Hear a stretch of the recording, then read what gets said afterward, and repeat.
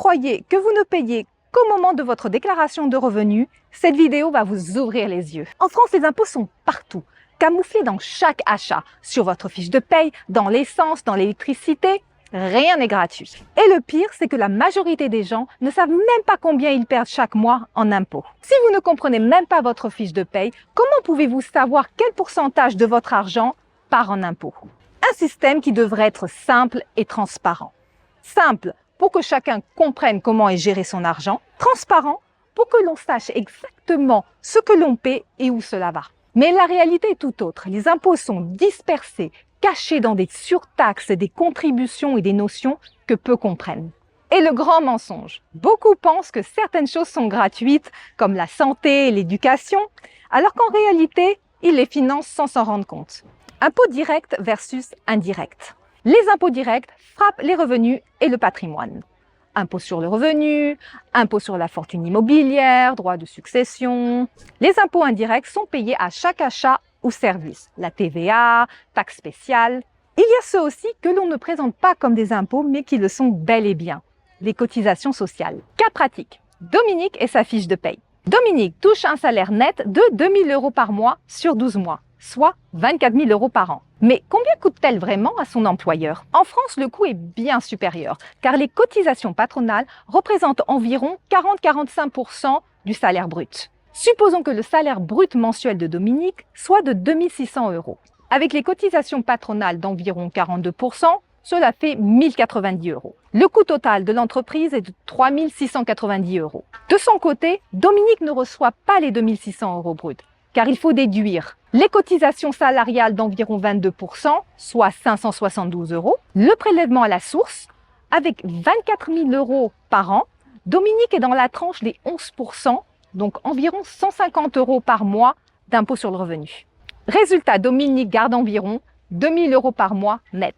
Le coût total de l'entreprise est de 44 280 € par an. Le net reçu par Dominique est de 24 000 € par an. L'État prélève donc plus de 45% de ce qu'elle génère. Impôt supplémentaire. En plus de l'impôt sur les revenus, il y a la CSG et la CRDS, ce qui génère environ 9,7% supplémentaires sur les revenus.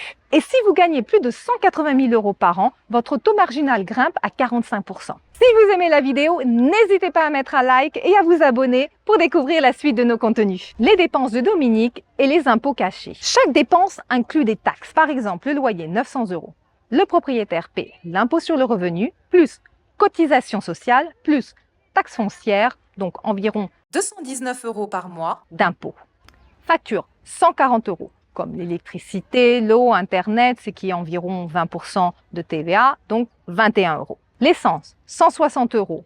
Environ 60% du prix sont des taxes, ce qui fait 96 €. Supermarché, 500 €, avec les denrées à 5,5% et le reste à 20%, ce qui fait 49 € de TVA. Restaurant, 150 € avec la TVA à 10%, donc 14 €. Les loisirs, 150 € avec la TVA de 20%, donc 25 €. Le total des impôts supplémentaires par mois est environ de 450 €, donc 5 400 € par an. En résumé, Dominique garde environ 45% de ce qu'elle produit. L'État s'en approprie 55%, avec les cotisations, l'impôt sur le revenu, la TVA et autres taxes. Même avec un salaire modeste, la pression fiscale est énorme. Pour un revenu de moins de 100 000 € par an, le taux réel peut dépasser 70%. Entreprendre en France, bonne chance. Si Dominique devient indépendante, le don parental est soumis au droit de donation. La micro-entreprise doit des cotisations de 22% à 45% selon l'activité. Avec 2 500 € par mois de chiffre d'affaires,